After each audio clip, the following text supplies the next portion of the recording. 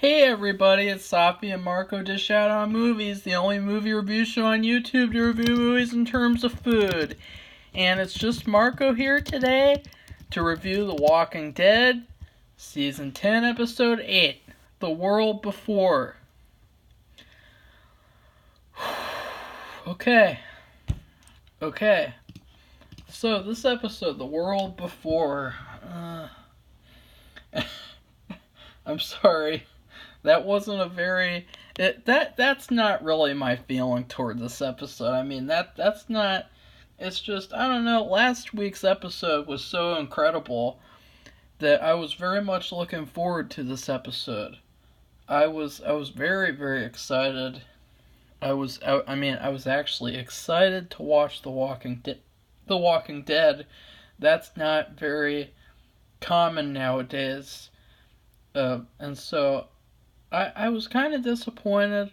I think that the title was trash. It was called The World Before.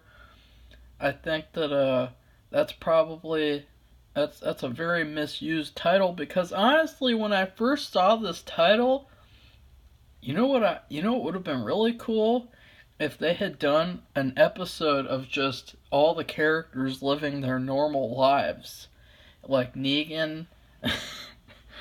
You knew I was gonna say Negan, didn't you? And then Eugene and Rosita, and when she wasn't trash, and Michonne and everything. That would have been cool. I would have liked. I wish they would have saved that for an episode where they would just kind of go back and show us what life for these characters was like before The Walking Dead even happened. Because honestly, I think that they've gotten to a point now where they can they can spare an episode to do a fun one-off story like that, or do a fun experiment, because that was honestly one of my favorite parts of the Walking Dead video games, was that the scenes, the sequences in season 3 where it showed the main guy having quarrels with his brother. Like, there was one scene, I think it was in the finale and the video game, and I think they were at this restaurant and they were fighting each other or something, and it was, but it was, I just remember I really liked that scene, even though I didn't like the season. I thought it was very predictable and crappy, the video game that is. And so yeah, I think that this was a very misused title. And it's such a weird thing. I've spent 3 minutes talking about that, but it's important because the title is a part of the episode, and I'm not going to ignore it completely. But yeah, let's get on to the actual episode now.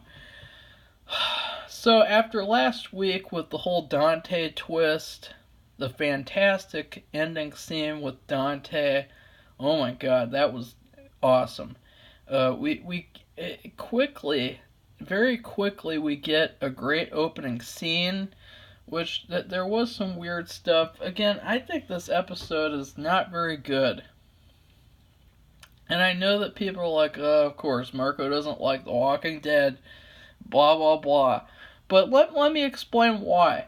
I wanted to like this a lot. I wanted to love this, and to really be excited for next year, which I am very excited for next year after watching the trailer for next year. I was not really excited from the episode because of this episode. So yeah,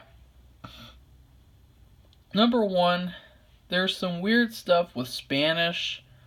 I don't know if this has been established before, but they had a trailer for this, and it was very random. Just like in the trailer, there are these two characters, and I know one of them is definitely Spanish, and I guess the other one is too. But all of a sudden, they just start talking to each other in Spanish. Like, it's really weird. And then he does that a little bit later on in the episode. Oh, wait, I just gave away who it was. Whatever. It doesn't really give away any spoilers, but because it was in a trailer. But these characters, they just randomly spoke Spanish. That was very weird. it's not the fact that it bothered me. It's just it felt very out of place. Didn't make a whole lot of sense to me. And yeah. And so I think that this episode suffers from cliche as well as pacing. Just like the first episode. In fact, this episode is very reminiscent of the first episode of season 10. The way that you had some good moments, but most of the episode it was like, where are we going? Where are we going? This is just slow. And characters are doing things and I don't really understand them as much as I would want to. And so yeah, that's this episode. I mean, I'll just tell you right now because I want to get to the spoilers, but before I get there, I guess I like the ending. I liked the scene at the beginning and I liked like a moment or two in the middle, but other than that, I was really kind of bored by the episode. I would give this episode a C. I think I gave the first episode a C minus. So if I did that, then I'll give this episode a C, just a little tiny bit above the first episode, because this is definitely better than that episode. But still, it's... Okay, now on to spoilers. Yes, finally! Dante gets taken out really quickly, and they basically take him out, I think, because the whole thing with Negan, I guess they spent a million years like talking about, oh, what do we do with Negan? What do we do with Negan? And so in this episode, they just say, F it. And Father Gabriel just kills him. And that scene, it was fine. It didn't really feel earned to me. It felt like, and again, a lot of this episode was weird to me. It was very hard to understand these people and what was going through their minds. Because these are supposed to be the protagonists, yet they're all behaving like antagonists. Especially the part where the guy gets rescued. And this was the part that really bothered me. It was very cliche, very boring, very predictable what would happen. But the scene where he wakes up by the fireplace and he's tied up, and the fact that Judith cut into his leg and everything, and she's like, she's a bad guy now too. Like, she's growing up to become not a person, like, I don't know how to describe, but more of like a warrior, not just a person, and so it's like her childhood has been corrupted tremendously, not only by the apocalypse, but also by being in this group of people who they are very predictable and they're fake. They're very fake. And that's stated a lot throughout this season. And so, yeah. There's this scene where he wakes up by the fireplace, and this is a moment that I liked because I thought it was funny and cute, because Judith is reading this book that the guy got for his daughter, and he's like, stop going through my stuff, and then he rolls around and tries to get at her, and she's like, don't do that, you're gonna tear apart your stitches. that was very funny, a very nice moment, but that scene was so villainous, it was so sinister, having a sinister vibe to it. It reminded me a lot of the horrible season 5 scene where there was that one guy who's like an alcoholic, and he wakes up at a campfire with the cannibals, and then the cannibals reveal that they're eating his legs, and they like talk to him, and they're interrogating him and threatening him, and he's tied up and everything. That's completely what the scene reminded me of. And so I don't know if that was intentional, but if so, then I would give them props for that, for doing that. But at the same time, it just, I don't know, it felt very weird. They're very predictable, the fact that, oh, just because there was the secret spy, now we're going to not trust anyone. Yeah. how predictable. And what was so weird is that he was even saying that they're gonna do this. He was saying all sorts of things like, I came here to tear you apart. And then what did they do? They just do exactly what he wanted them to. I mean, come on. And then you have the fact that Rosita.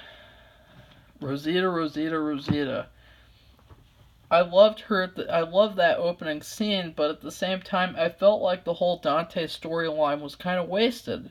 I felt like that scene was incredible. In fact, it was probably my favorite scene of the episode. And even though they randomly spoke Spanish for no reason, that was weird. But I still really like that. But at the same time, Rosita's just she's weird. I don't like her anymore. Ever since season 7, when she put the entire group in danger because she wanted to assassinate Negan for killing Abraham. Like, I've never liked her anymore. I used to love her. I used to say my top 3 favorite Walking Dead characters are Abraham, Rosita, and Eugene. And now I don't really like Rosita anymore. With Eugene, I don't know. I still like him, I guess. There's a great kill in this episode where they tear off the zombie's helmet, and then she stabs it with a knuckle, the knuckle blade thing, knuckle duster, whatever you call it, knuckle claws, whatever. And that was a cool kill, not as good as the kills earlier on in this season. And so yeah. And then what else to talk about? Yeah, there's this long kind of filler type stuff, long filler stories, going to the library, getting a music book. Yeah, that's fine if you want to have cute little fun stories like that don't really go anywhere. But you gotta have stronger plot around it to back it up. To say, okay, we need a break from this really heavy plot. Let's just have some fun right now. And for example, the whole pudding thing, that was a very stupid moment in season 4. But it felt earned. They've been through all this stuff, and they're going through all this conflict, and like, yeah, let's have a moment where Carl's sitting around eating a giant can of pudding. Like, that's fine. But in this episode, then we get that whole stranger storyline where it's very predictable, very same old. But at least there's promise, kind of. Michonne gives one of those Walking Dead I'm gonna die speeches where she says goodbye to Judith, and she, it feels very Stephen King-y, her whole storyline this episode. The way that she's like the competent hero, but she's so overconfident she's got to be the one to sacrifice herself in the future. And I definitely thought she was going to die this episode, or maybe someone was going to die.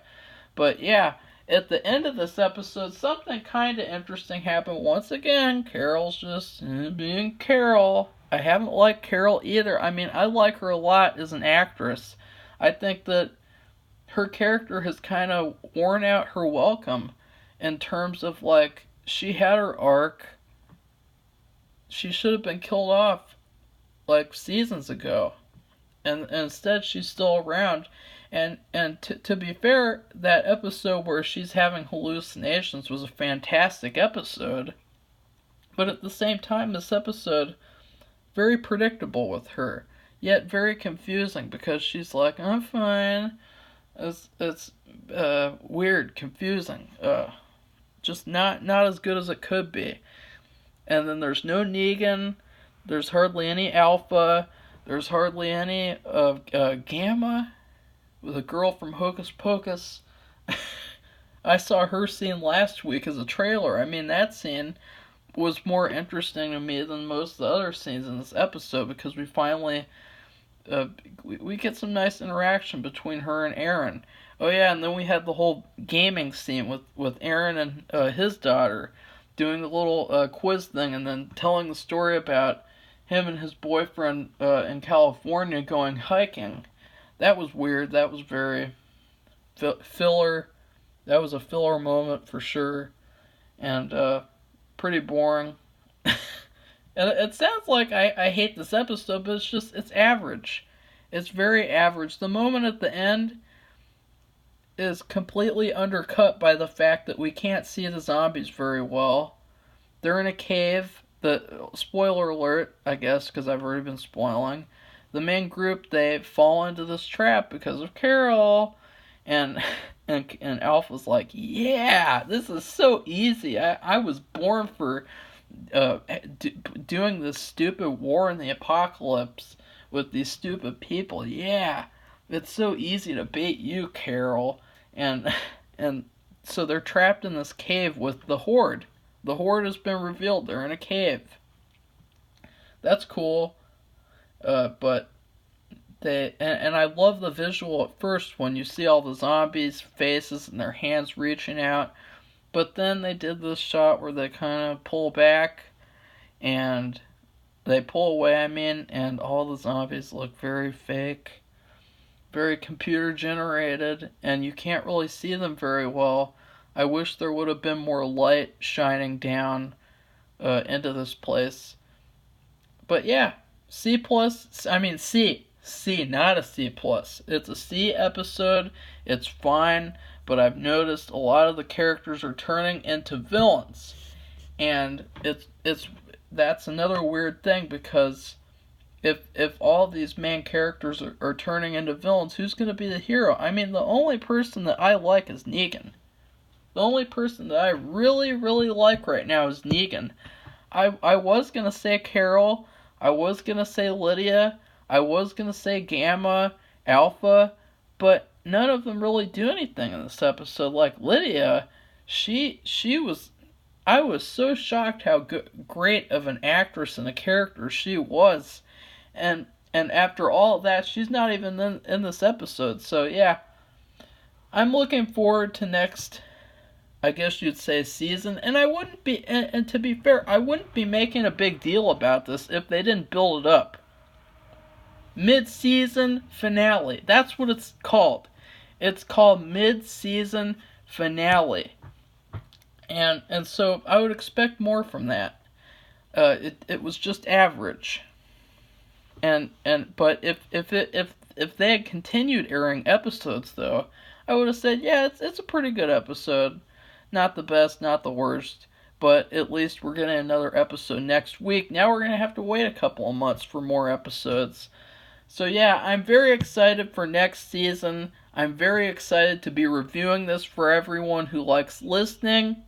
Thank you for watching. And if you want to, just click the like button, subscribe to this channel, and then check out all my other Walking Dead reviews. I'm sure that if you didn't agree with what I said in this episode, maybe you'll agree with something I said in another episode. Maybe you can discuss this with me in the comments, why you like this episode more than me. Because I'm open to having discussions with people. I'm not just this critic who's just gonna say, oh, I hate this, I like this, I hate this, and then not defend myself, not defend my opinions. Just this last Saturday, I got attacked by this mob of losers on Twitter who were mad because I said that Deadpool 2 was very mediocre. They weren't even listening, though, because I said the Super Duper cut was pretty good. But I said that the theatrical cut was trash and that it wasn't as good as the first one. And they couldn't even make arguments to argue against me. Like, can you at least make an argument and not just say, oh, ha ha ha. And they put, like, GIFs of, like, clowns and stupid shit. And like, ha ha ha, this guy has a shitty opinion, he doesn't know what he's talking about. Yeah, okay? What's your argument? Like, have an argument with me about The Walking Dead. I'm fully open to arguing about anything and everything. I'll argue for hours. I'm unlimited in my ability to argue, debate, and give my opinion. So yeah, that was weird. But goodbye, everyone. See you soon.